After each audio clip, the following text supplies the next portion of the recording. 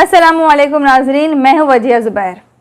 नाज़रीन, आज हम बात करेंगे कि हम किस किस तरह अपने बच्चों को तंग कर रहे होते हैं। उम्मीद है कि आज की वीडियो देखने के बाद आप अपने बच्चों को तंग करना छोड़ देंगे।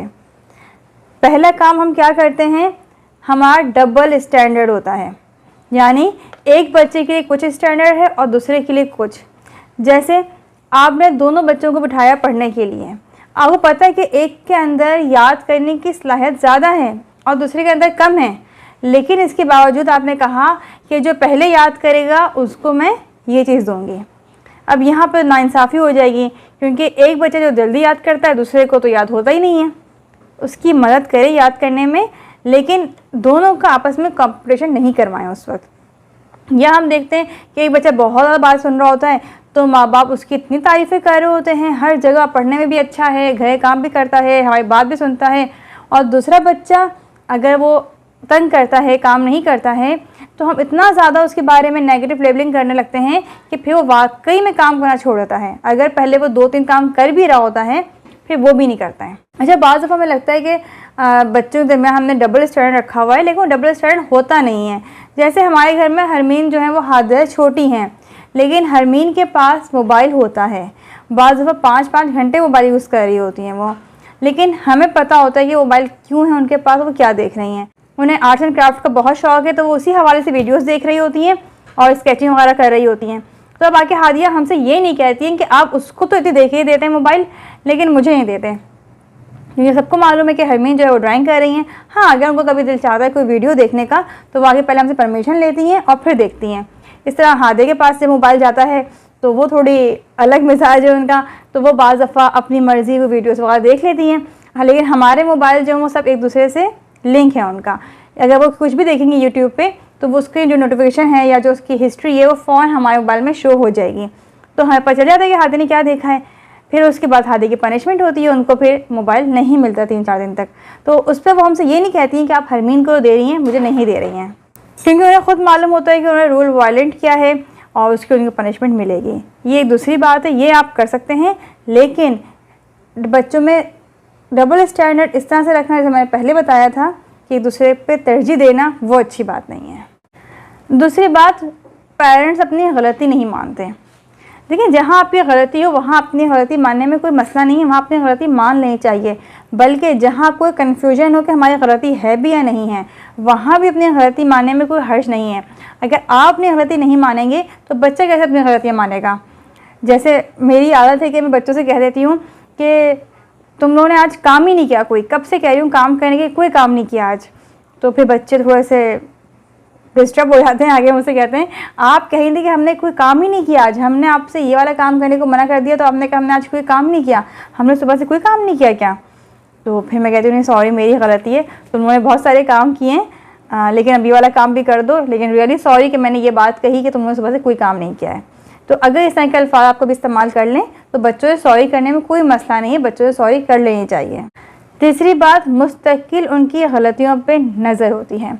ये बात बड़ी परेशान कौन है कि पेरेंट्स जब देखते हैं कि एक बच्चा उन्हें तंग कर रहा है, उन्हें परेशान कर रहा है, तो इतनी बारीक बीनी से उसकी एक एक हरकत का जायज़ा ले रहे होते हैं। वो किस तरह खाना खा रहा है, किस तरह चल रहा है, किस तरह बैठ रहा है, चलते हुए किसको तंग कर रहा है, यानी एक एक चीज़ को इतनी बारीक बीनी देख रहे होते हैं और फिर उस पर डांट रहे होते हैं। बच्चे ने खाना खाया, खाना खाते हुए एकदम से उसके हाथ से निवाला छूट गया या पानी का गिलास गिर गया तो उस पर फ़ौरन डांट पड़ जाएगी उसको। क्यों? क्योंकि वहाँ अपना गुस्सा निकाल रहे होते हैं कि ये तो करता ही ऐसे ही है, ये तो इसकी शरारतें ख़त्म नहीं होती हैं। तो जो हमारा जो भी गुस्सा होता है वो उसकी ज़रा से गलतियों पे निकल रहा होता है। हम इतनी बारीक बीनी से उसकी पॉजिटिव चीज़ों का जायज़ा नहीं ले रहे होते हैं, नेगेटिव चीज़ों का जायज़ा ले रहे होते हैं। इसलिए इस तरह बच्चों के अंदर तंग करते हैं, नेगेटिविटी बढ़ने लगती है। चौथी गलती, बच्चों की राय को सुनते ही नहीं है। अब देखिए कितना तंग करते हैं आप उन्हें, यानी उनकी राय को अहमियत ही नहीं देते हैं। कहाँ जाना है, कहाँ घूमना है, किस जगह खाना खाना है, खाने में क्या खाना है, किस टाइम बैठ के पढ़ना है, क्या पढ़ना है, हम उनकी राय को अहमियत नहीं देते हैं। हम समझते हैं कि जो हम कर रहे हैं बिल्कुल सही कर रहे हैं, हमारी राय पे किसी और को फ़ौक़ियत होनी ही चाहिए। हमारे घर में क्या है कि अगर मैं कोई भी चीज़ ऑर्डर कर रही होती हूँ, कोई प्रोडक्ट, कोई सूट, कुछ भी, तो मैं अपने तीनों बच्चों से राय ज़रूर लेती हूँ कि बताओ ये अच्छा लग रहा है या नहीं लग रहा है, या ये वाला अच्छा लग रहा है, ये अच्छा लग रहा है।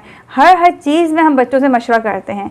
इससे बच्चों को कॉन्फिडेंस बढ़ता है और सबसे अहम खूबी जो बच्चों के अंदर पैदा होती है वो होती है फ़ैसला लेने की खूबी। यानी बच्चों को फ़ैसला करने आता है कि हमें करना क्या है। अगर आप बच्चों से उनकी राय नहीं लेंगे, बिल्कुल डम बच्चे बन जाएंगे। किसी भी सूरत हाल में उन्हें फ़ैसला करना ही नहीं आएगा कि हमें क्या फ़ैसला करना चाहिए। 5वीं गलती जिसका हम कई दफ़ा जिक्र कर चुके हैं कि बच्चों को कंपेयर नहीं करना चाहिए। यहाँ भी सिर्फ मैं आपको याद दिलाने के लिए बता रही हूँ, इसलिए कि ये बहुत बड़ी ख़राबी है। ये कोई छोटी ख़राबी नहीं है, बहुत बड़ी ख़राबी है। हमने परवरिश किताब में 2 चैप्टर लिखे हैं इस हवाले से कि बच्चों को कंपेयर नहीं करना चाहिए और हम किस किस तरह बच्चों को कंपेयर कर रहे होते हैं और कौन कौन से हमारे जुमले हैं जो बच्चों को कंपेयर करते हैं। तो इस पर हम पहले ही बहुत दफ़ा बात कर चुके हैं, तो मज़ीद बात करने की हमें ज़रूरत नहीं है यहाँ पे, लेकिन इतना ज़रूर बता दूँ कि बच्चों को कंपेयर नहीं करना है। 6ठी बात, अपने वादे पूरे नहीं करते हैं। ये बहुत गलत बात होती है। अपने वादे ज़रूर पूरे करने चाहिए। कोई भी वादा करें, अगर आपने एक तो वादा करने पहले सोचना चाहिए कि वादा करें या ना करें। अगर कर लिया है तो लाजमी उसे पूरा करें। आज हमारी एक खातून से बात हो रही थी, वो कनाडा में होती हैं, तो वो कहने लगी कि मेरी बेटी ने मुझसे एक फरमाइश की और उसने कहा वादा करें कि आप मेरी फरमाइश पूरी कर देंगी। कि मैंने वादा कर लिया कि ठीक है मैं तुम्हारी फरमाइश पूरी कर दूँगी। जब बच्ची ने फरमाइश की तो वो सोच में पड़ गई कि मैं पूरी करूँ या नहीं करूँ। तो बच्ची ने उनसे कहा आप एग्ज़ाम चैनल देखती हैं ना, तो उनकी बातों पर अमल भी क्या करें। वो लोग कहते हैं बच्चों से जो वादा करें वो पूरा करें। तो देखिए बिल्कुल ऐसा ही है। वादा करने से पहले सोचें कि करना है या नहीं करना है, और अगर वादा कर लिया तो फिर उसको पूरा करें, वरना बच्चा आप पे भरोसा करना छोड़ देगा। फिर आप कितने ही वादे कर लें उससे कि हाँ मैं ये काम कर दूंगी या इतना काम कर लेंगे तुम्हारे लिए, बच्चा आप पे किसी बात पे बिल्कुल भी यकीन नहीं करेगा, उसका भरोसा उठ जाएगा। 7वीं गलती, बच्चों को सज़ा देना सबके सामने।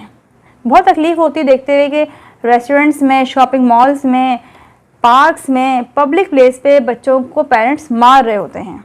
बहुत बुरा लगता है। बिल्कुल दिन पहले की बात है कि मैं देखा रेस्टोरेंट के बाहर एक खातून अपने बच्ची को मार रही थी। एक ज़ोरदार थप्पड़ उन्होंने उसके मुंह मार दिया।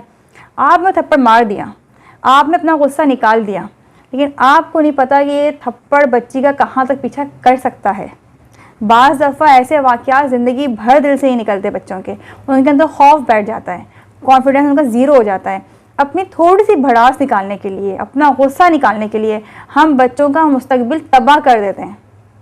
ये गलती हरगिज़ नहीं कीजिएगा। आखिरी और 8वीं बात, नज़्म व ज़ब्त पैदा करने में गैर मुस्तकिल मिजाजी। यानी आपने किसी वक्त तो कह दिया बच्चे से बैठ जाओ पढ़ने के लिए, किसी वक्त छोड़ दिया आपने, कोई मुस्तकिल मिजाजी नहीं है। इससे बच्चे भी इरिटेट हो रहे होते हैं। यानी अब बच्चे जो हैं वो रात खाने के बाद बैठे हुए हैं, कज़न्स के साथ खेल रहे हैं, आपको अचानक याद आया कि होमवर्क तो कंप्लीट किया ही नहीं है इन्होंने। आप भी जगह सही है कि होमवर्क तो कंप्लीट नहीं है, तो क्यों खेल रहे हैं बच्चे। आपने बच्चों को फॉर्म बुला लिया कि नहीं तुम खेलोगे नहीं इस वक्त, आके अपना होमवर्क कंप्लीट करो पहले। आप सही हैं, लेकिन इसके बावजूद भी आप सही नहीं हैं, बिल्कुल गलत हैं। क्योंकि बच्चे का पढ़ने का एक मुकर्रर टाइम होना चाहिए, जिस टाइम पर उसको मालूम है कि मुझे कुछ और करना ही नहीं है, मुझे सिर्फ पढ़ना है। और ये चीज़, ये नज़्म व ज़ब्त आपने पैदा करना है उसके अंदर कि भाई तुम्हारे पढ़ने का टाइम है, इस टाइम में कुछ और नहीं करना है। उसके बाद फिर वो चाहे फ्रेंड्स के साथ खेले, कज़न के साथ बातें करे, फिर वो आप उसकी प्लानिंग कर सकते हैं बाकायदा। लेकिन पढ़ने का एक टाइम होना चाहिए और इस तरह बाकी और चीज़ों में भी एक मुस्तकिल मिजाजी के साथ नज़्म व ज़ब्त होना चाहिए। उम्मीद है ये 8 की 8 बातें आपको समझ में आई होंगी। ये गलतियाँ अगर आप लोग कर रहे हैं तो करना छोड़ दें। कमेंट्स में अपनी राय का ज़रूर इज़हार कीजिएगा। बहुत बहुत शुक्रिया। अल्लाह हाफ़िज़।